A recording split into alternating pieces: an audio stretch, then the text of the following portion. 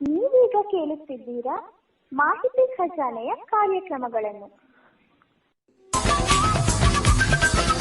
ಮಾಹಿತಿ ಖಜಾನೆ ಯೂಟ್ಯೂಬ್ ವಾಹಿನಿಗೆ ನನ್ನೆಲ್ಲ ಸನ್ಮಿತ್ರರಿಗೂ ಆತ್ಮೀಯವಾದ ಸ್ವಾಗತ. ಇಂದು ನಾವು ಮತ್ತೊಂದು ಉಪಯುಕ್ತ ಮಾಹಿತಿಯೊಂದಿಗೆ ಬಂದಿದ್ದೇವೆ. ಈ ವಿಡಿಯೋ ನಿಮಗೇನಾದರೂ ಇಷ್ಟವಾದಲ್ಲಿ ಲೈಕ್, ಶೇರ್, ಕಾಮೆಂಟ್ ಮಾಡಿ ಹಾಗೂ ಇನ್ನು ಹೆಚ್ಚು ಉಪಯುಕ್ತ ಮಾಹಿತಿಯನ್ನು ನಮ್ಮ ಯೂಟ್ಯೂಬ್ ವಾಹಿನಿಯಿಂದ ಏನಾದರೂ ನಿರೀಕ್ಷಿಸುತ್ತಿದ್ದೀರಾ? ನಿರೀಕ್ಷಿಸಿದಲ್ಲಿ ಬೆಲ್ ಐಕಾನ್ ಅನ್ನು ಕ್ಲಿಕ್ ಮಾಡುವುದರ ಮೂಲಕ ಸಬ್ಸ್ಕ್ರೈಬ್ ಆಗಿ.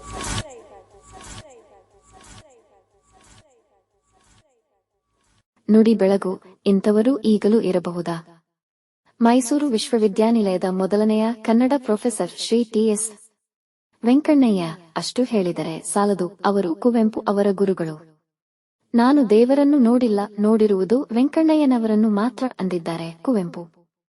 ಅವರ ಶ್ರೀರಾಮಾಯಣ ದರ್ಶನಂ ಮಹಾಕಾವ್ಯವನ್ನು ಅರ್ಪಣೆ ಮಾಡಿರುವುದು ಗುರು ವೆಂಕಣ್ಣಯ್ಯನವರಿಗೆ. ಬೇರೆಯ ಸಂದರ್ಭದಲ್ಲಿ ಕುವೆಂಪು ಹೇಳಿರುವ ಒಂದು ಮಾತು ಬಹಳ ಮಹತ್ವದ್ದು. ಗುರು ವೆಂಕಣ್ಣಯ್ಯನವರು ರಾಮಾಯಣ ದರ್ಶನಂ ಮಹಾಕಾವ್ಯವನ್ನು ಓದುವಷ್ಟರಲ್ಲಿ ನಿಧನರಾದರು. ಅವರು ಓದಿದ್ದರೆ ಈ ಮಹಾಕಾವ್ಯ ಪ್ರಕಟವಾಗದಿದ್ದರೂ ನಾನು ಚಿಂತಿಸುತ್ತಿರಲಿಲ್ಲ, ಏಕೆಂದರೆ ನನಗೆ ವೆಂಕಣ್ಣಯ್ಯನವರು ಎಂದರೆ 1 ಕೋಟಿ ಕನ್ನಡ ಸಹೃದಯರಿಗೆ ಸಮ. ಇದೇ ವೆಂಕಣ್ಣಯ್ಯನವರನ್ನು ಕಲ್ಪವೃಕ್ಷಕ್ಕೆ ಹೋಲಿಸಿ ಪದ್ಯ ಬರೆದಿದ್ದಾರೆ ಕವಿ ಕೆ. ಎಸ್. ನರಸಿಂಹಸ್ವಾಮಿ. ಅವರ ಬಗ್ಗೆ ಎಷ್ಟು ಹೇಳುವುದು. ಅವರು ನಮ್ಮ ಮೈಸೂರಿನ ನೆಲದ ಮೇಲೆ ನಡೆದಾಡಿದ ಮಹಾನುಭಾವ. ಮಹಾತ್ಮ ವೆಂಕಣ್ಣಯ್ಯನವರು ತೀರಿಕೊಳ್ಳುವುದಕ್ಕೆ 4-6 ತಿಂಗಳ ಮೊದಲು ಅವರ ಮನೆಯಲ್ಲಿ ಒಮ್ಮೆ ಭಾರೀ ಕಳ್ಳತನವಾಯಿತು. ಉಟ್ಟ ಬಟ್ಟೆಗಳನ್ನು ಬಿಟ್ಟು ಮತ್ತೇನೂ ಬಿಟ್ಟಿರಲಿಲ್ಲ ಕಳ್ಳರು. ಮಲಗಿದ್ದ ವೆಂಕಣ್ಣಯ್ಯನವರನ್ನು ಎಬ್ಬಿಸಿ ಯಾರೋ ವಿಷಯ ಹೇಳಿದರು. ಅವರು ಸ್ಥಿತಪ್ರಜ್ಞರು. ಪಾಪ, ಯಾರೋ ದೊಡ್ಡ ಪ್ರೊಫೆಸರ್ ಮನೆ ಅಂತ ಕಳ್ಳತನ ಮಾಡೋಕೆ ಬಂದಿದ್ದಾರೆ. ನಮ್ಮ ಮನೆ ಪೆಟ್ಟಿಗೆ ಬೀರುಗಳನ್ನೆಲ್ಲ ತೆಗೆದು ಹುಡುಕಿ ಇವನ್ಯಾವ ಸೀಮೆ ಪ್ರೊಫೆಸರು, ನಮಗಿಂತ ದರಿದ್ರದೋನು ಅಂತ ಬೈಕೊಂಡು ಹೋಗಿರಬೇಕು ಎಂದು ನಕ್ಕರು.